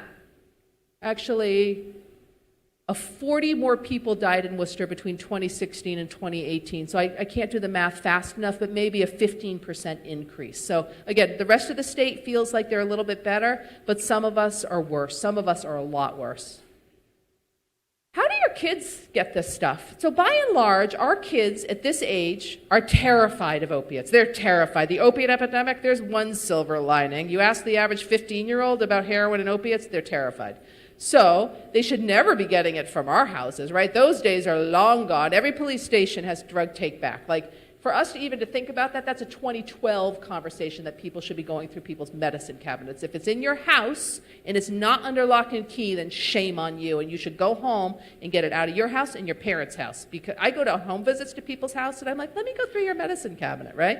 Because I have all these little old people, they have no idea what's in their medicine cabinet, but they need help getting rid of it. Our kids get this stuff from prescriptions, right? They get injured. They're athletes. They have a femur fracture. They get their wisdom teeth out. And the thing I say to parents is your job is to protect your kids. And so you look at that prescriber and you say, tell me how I treat my kids' pain while limiting their exposure to opiates. That's it. That's the question. Talk me through it. Give me a plan A and a plan B and a plan C. And parents have to control the kids' meds. You cannot have a kid home alone with a bottle of Roxicet. It doesn't work that way anymore. If you love somebody who has addiction, you need to have Narcan. It's available at any pharmacy in Massachusetts without a prescription. You need to walk in, see the pharmacist, I need Narcan. It runs underneath your insurance. You can get it from Moore, from Tapestry, from other places that distribute it. I imagine that this college has Narcan available in multiple locations because you're a giant public entity that takes care of 9,000 young people in and out of campus, and people here need to know how to use it. And I imagine the campus security has it available. So people get better with addiction. It's never easy. It's never really a straight shot to better. If it were easy, we would have solved the problem already. Instead, it's unbelievably hard to get better. And I often draw a giant circle with my patients and say it takes many pieces of this pie to get better. And I'm here to help you figure out what pieces you're going to need. Housing is critical. If you do not have a sober place to live when you leave treatment, you will not make it. If you're going to just go back and live with a girlfriend who's actively using, you can tell me whatever crazy story you want, it ain't going to work. I know that. And what we have the massive shortage on in this state and in this country is long-term sober living. And that's where I would put money. We don't need any more detox beds. We're plenty full. We're good, okay? We need long-term sober living. And I need neighborhoods who are like, hey, there's a decrepit house in my neighborhood that the sheriff's department wants to take over so they can put 8 people there. You know what's really hard? Getting released from jail and have nowhere to live. You think you're not going to go back to jail? Of course you are, right? There's nothing harder than help re-entry with people who've been incarcerated. And we have got to support sober living. So I believe in medicines for opiate addiction. I believe in methadone. I believe in buprenorphine. I believe in naltrexone. I will do whatever it takes to get you over this hump to the other side without judgment from me. But it takes a lot of things for you to get better. Great books on addiction. If I'm going to leave this up, you can come up maybe closer and take a picture of it. But these are all awesome books on addiction. There's some that are intended for kids. This one called High in the bottom middle is intended for teenagers. It's about how the brain breaks with addiction. But all these books are good. Hey Kiddos, about Worcester. I loved this book. Did anybody read it? Yeah, wasn't it great? I mean, it's a graphic novel. I hadn't read a graphic novel in a long time, but it's a guy born here in Worcester. His mom was a heroin addict, and he was raised by his grandparents. And that's the story for so many people that we know, that we love. I loved Hey Kiddo. It is not intended for a young kid, even though it's a graphic novel. I would argue 14 and above. It is pretty salty. The language is, his grandmother was pretty salty. I have a website. It's my name, ruthpotee.com. And on that website are videos, are articles. If you wanted to go give this slide talk, if you wanted to go to your kid's middle school and do this talk, I have a middle school talk. You watch the video a couple times, you get it down, you get the slides, you change them any way you want, go give it. Like, the more people that understand this stuff, the better. And I have such belief that people like you not only have changed the stigma around addiction, have changed how we all think about it, but we will continue to improve and change in the future. So thank you so much for having me today.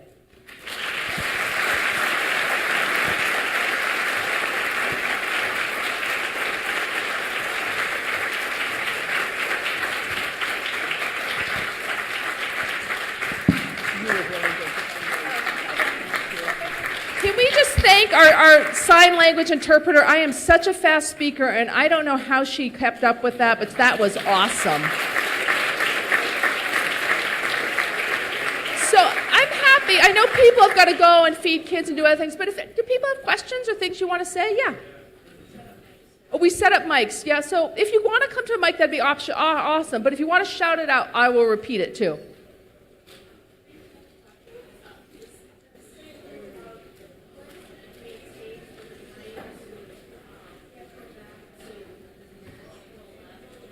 Yep. So her question is, I'm going to rephrase her a little bit.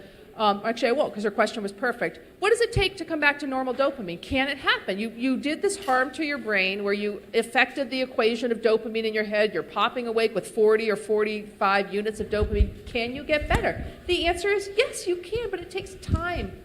And it doesn't take 7 days of a quote-unquote detox. In fact, that's one of the most harmful things that can happen to you is 7 days now sober and now launching out the door. So it takes a long time to get better. A year, year and a half, 18 months, 2 years for your brain to get restored. And it takes a lot of positive things coming your way. What restores dopamine in your brain? Love. Connection to other human beings. Restoring relationship with people whose bridges you've burned. Reconnecting with your kids if they're part of your life, loving animals, horse therapy, exercise, eating well, drinking food, having your tattoos of your injection spots removed so you can get a job without people judging you. Like, all of these things, having a sense of purpose, having a job. And I'm going to say something very specific, and I know the sheriff won't get mad at me about this. You know what doesn't rebuild dopamine in your brain? Getting locked up in jail. You know, I would argue, and I work at a jail, right? But I'm telling you, getting locked up in jail is actually mostly harmful.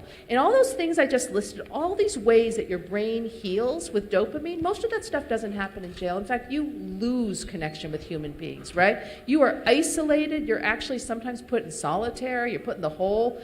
And, you know, Massachusetts has the lowest incarceration rates in the entire nation, and I am so proud of that, quite honestly. That's a great thing, because we incarcerate more people in this country than any other country on the planet. The top 20 states incarcerate, I mean, I can't even, the numbers are appalling when you look at it. No country looks like ours. And to have Massachusetts be on the cutting edge of saying, we need to stop locking people up all the time. If we're going to lock them up, we need to be providing standard of care, evidence-based treatment, both behavioral health treatment, DBT, CBT, acceptance commitment therapy, trauma treatment. If you're incarcerated and you have an opiate use disorder, you need to be offered all 3 of the evidence-based medications for that in order to get better. We need to be leading that effort. Rhode Island is ahead of us. I hate when anybody gets ahead of us. Everybody, every jail in Rhode Island, you're offered all of that stuff. Right? Everybody. And that's been true for 2.5 years. And I was jonesing that we would be ahead of them, and they've been way ahead of us. So be proud of that little Rhode Island south of us. That's what it takes to get better. Time and a lot of positive stuff. Yeah. Hi. You said you supported MATs in recovery, and I'm just curious, how do they affect the dopamine? So she's well-versed. She used this word MAT, which is known as medically assisted treatment or medications for addiction treatment. The truth is, I love that you asked that question. And, you know, medicines are part of what makes many of us better. So if you had high blood pressure, and I saw you 3 times, and I was like, love, you have high blood pressure. It's a fact. I have 3 readings. We've talked about this. What does it take to make it get better? You need to exercise more potassium, less sodium, less alcohol. Oh, your genetics are super bad. I can't fix that. Okay, so there's a list of ways to make your blood pressure better. But guess what I also do? I wrote you a script, because high blood pressure destroys organs. And in the meantime, if you're able to get all that other stuff under control, I'll take you off your high blood pressure medicine. There's nothing I love more than de-prescribing. But in the meantime, you got yourself some lisinopril without judgment from me. So when people walk in and they're here at my detox for the 4th time, they're covered in scabs, they just drained an abscess, they have endocarditis, I'm like, whatever you're doing is not working for you. You may want to just be off everything. I hear this all day. I just want to be done. I want off everything. I'm like, no doubt. And I wish I had my Harry Potter wand for you. I wish there were an easy way through this. There isn't. And in the meantime, you have told me in the past that the one time you felt like you had control in the last 8 years is when you were going to the methadone clinic for 1.5 years. You had your kids back, you were working, you had some rebuilding of your self-esteem. So why are we not entertaining that? Please entertain that, because I am going to see you in the obituary pages, and I can't tolerate it anymore. So when people are on buprenorphine or naltrexone or methadone, and they have all of those other things going for them, right? They're working, they're having a sense of purpose, they're getting a little exercise, they're, you know, some of what I'm about to say may seem little to you, but when you're struggling with a heroin use disorder, you pick at your skin. I care about my skin, I care about how I look, and when I look at these women that walk into detox and they're covered in scabs everywhere, they're so ashamed by how they look. And after just 10 days, I look at them, I'm like, God, you look beautiful. Do you know that? Like, your skin is healed, your hair looks beautiful, you look so much better, and man, they feel so good, right? And that's what it takes to feel better, is having the sense of my body is not trash. I deserve to be alive. I deserve to love myself and feel good. And whatever it takes for you to get there, if methadone is part of that process, awesome. Make it more available to people. You should be able to walk into your primary care doctor's office and get methadone. And you know who's in the way of that? The federal government. The restrictions around methadone access are appalling. That's my goal in the next 10 years, is to dismantle the federal rules on methadone access. This doesn't look like this in any other country. It took me 54 weeks to get a methadone license at our jail. 54 weeks. We wanted to get it. I would have gotten it 3 years ago. The sheriff was on board. 54 weeks of hard labor. And we got stuck in every single way. They were like, no, you have to wire your safe to the police station. I was like, we're a jail. The police station brings their people to us. Right? Like, I am not going to drill through 3-foot walls and wire 2 miles down to a police station. What's wrong with you people? 4 months of arguing with the DEA. Come on, really? We're trying to do the right thing, and who's in the way? The government? Are you kidding me? So I could talk a long time on the effectiveness. There's lots of evidence on how effective these drugs are. Yeah, and I will, if you don't have a mic, I will also repeat your question. but I have great somebody who's carrying around a mic. Thank you. So I work with middle schoolers, and just every single morning in the cafeteria, sugary snacks are consumed and highly wanted. And walk into Walmart and there's Sour Patch Kid cereal, and so understanding the reward from sugar seems to be a low-hanging fruit. So I wonder if you could talk about sugar. Second, I have two more. Secondly, if you could talk about stimulant medication and the impact that it might have, because it's normally going to be for kids under 24 as well, or often it can be. And then lastly, how about things like antidepressants and how they're going to come into play with breaking the brain or helping it? Thanks. So let's go in order. He asked about sugar. You guys heard his question. So who thinks they have a sugar addiction in this room? Right. Continued use despite harm. Who thinks sugar is good for you? Yeah, we know it's not good for you. We know that. Yet a lot of us, I don't know, that was like a third, maybe half the room has a sugar addiction. We know it's not good for us. It's bad for us in lots of ways. It actually makes you feel worse when you eat it. For a little while, you feel better. And then later, after you had that whole Reese's peanut butter thing, you're like, I feel gross. I have a headache. I feel bad, right? So yet we have it. We healthy adults have a sugar addiction, and our kids have massive sugar addiction. And sugar's really cheap. It's subsidized by the government. So sugary snacks, whatever that cereal is really inexpensive. And if healthy fruits and vegetables were as cheap as all the sugary stuff is, maybe our kids would eat more of it. I don't know. But it's really addictive. And do I think it can launch people down a path of addiction? Then what I think we would see is we would see the last 3 generations with high sugar exposure, with increasingly high rates of addiction. And as a population level, we haven't seen that. Do I think it's terrible for them? Of course, I think it's terrible for their health. I do. I think it causes spikes and crashes all day, and you're so used to those spikes and crashes all day that you are sort of living in that dopamine world where it becomes much easier for you to deal with the spikes and crashes of your iPhone and the likes. I like your thing on Instagram. I don't like this thing. Because what we know is about the reward circuit with the media is really high, too, of I just got a dopamine spike. I got a dopamine crash because somebody said something bad on me on social media. So I think sugar's terrible for you. It is, again, I think the government could improve sort of the access to sugar that our kids have. I think just as parents, I mean, I go to the grocery store and I do the best I can, but it's hard, right? It's super hard to say no and no and no and no all day long. So I agree, and I don't have a great answer, but I am going to say that the amount of sugar has not spiked substance use disorder in our country, because we're not seeing that statistically. Our kids instead have lower rates with the exception of marijuana. Okay, second one was ADHD. This is a complicated answer.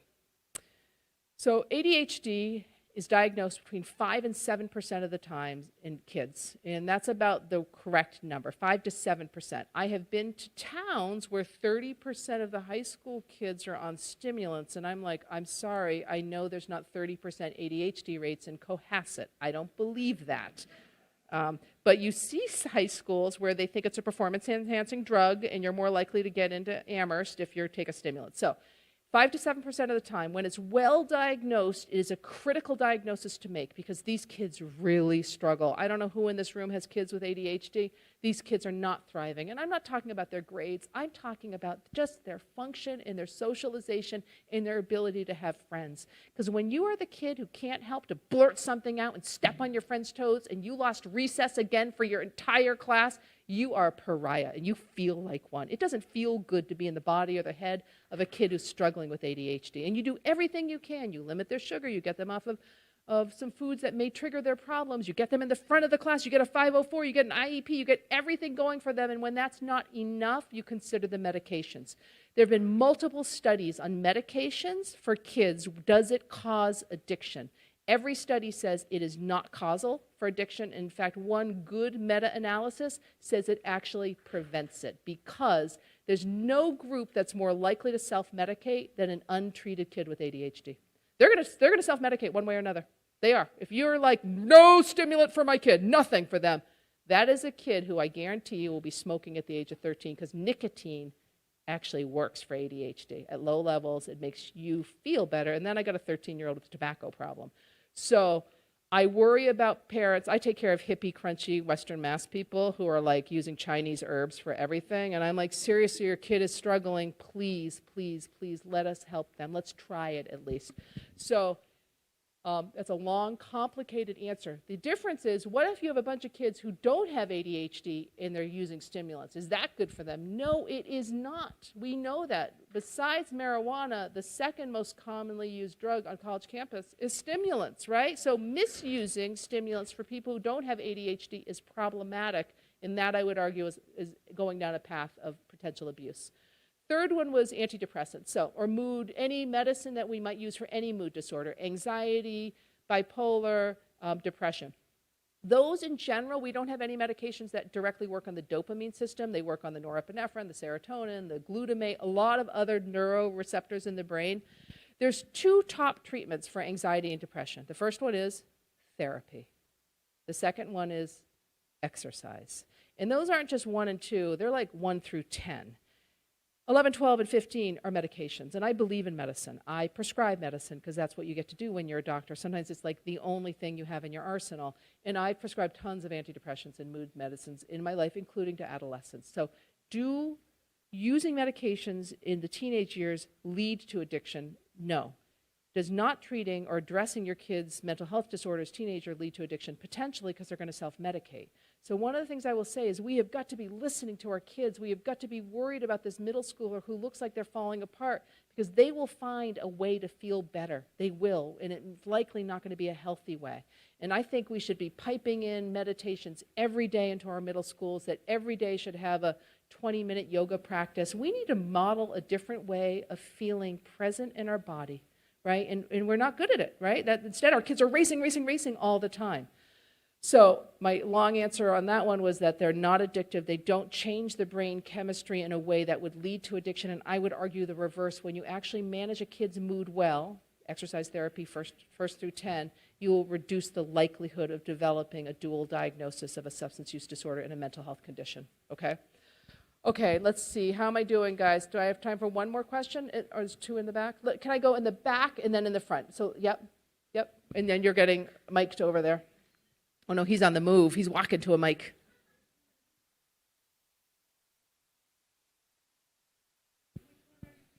Oh, no. You know what? Take my mic and then I'll hit you. Take it back. Can you please elaborate on the phenomenon of overdose? I'm sure it's very complicated, but to any extent do we know, is there a psychological profile if people are more susceptible to overdose? Is this in some ways unintentional, or is it suicidal? Is there an overlap between suicidality and overdose? Because if I were a drug salesman, a drug dealer, I would not want to be killing off my clients. I've never been asked that question. It's a really sophisticated question. You guys heard it. So the drug dealers don't care about killing their clients, irrelevant to them. So even though most of us from a business model would think bad idea, it's irrelevant. They're going to get another client right behind them. And in fact, they would argue adding a little fentanyl into somebody's cocaine supply, I may actually build my clientele, right? And so you guys know that cocaine is filled with fentanyl now, and I have some people who really only use cocaine, except they use cocaine and fentanyl most of the time now. So the concern from a business practice model of killing off your clients, irrelevant to people who are dealing drugs. Your question about what % of these overdoses are actually suicides, intentional or sort of vaguely intentional, a lot of us would argue they're pretty high. When you sit with somebody in a treatment center, if you are sitting at Spectrum and you're talking to people in a methadone clinic about how often they've attempted suicide in their lives, the numbers are unbelievable. You know, they'll say, I don't know, I've tried 4 times this year. And you're thinking, oh my goodness, tell me that's not true. So by the time you are really struggling with a severe addiction, right, you actually have a lot of suicidal thinking. You think you're not worth anything. You have no connection to the world. You are isolated and alone. You're in your 3rd detox in the last month. You hate these places. Somebody just stole your shoes. So your roommate had scabies and now you have scabies. Like, nothing is going well for you. And you would predict this is a high suicidality thinking crowd. So what we can't tease out is who intentionally overdosed and who didn't intentionally overdose. But we think the overlay is huge. Remember that bipolar disease is very highly associated with an opiate use disorder, and the suicidality rates on untreated bipolar are huge. You guys know this, but what's known as dual diagnosis, I have a mental health condition and I have a substance use disorder.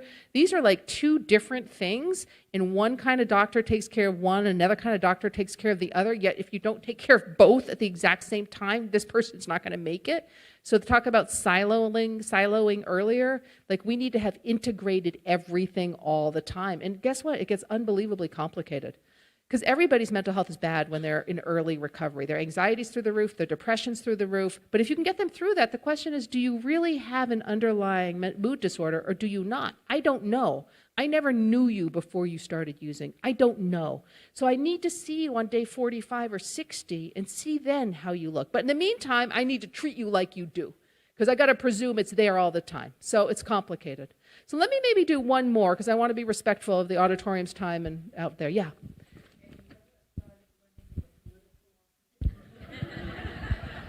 I love her. So she asked if I thought about running for political office. I have, actually. I know. I have thought about it, actually. When I graduated from college, I moved to Texas, and I worked for Ann Richards, who was the governor of Texas for 5 years, and I traveled around the state, and I always said I was going to run for office, and then one of my brothers got sick and died, and he died at 9 months, and it just changed everything for me. I was like, I can't believe I'm like shilling. I felt like I was prostituting for a political candidate, because for those of you who worked in a campaign, it kind of feels like that.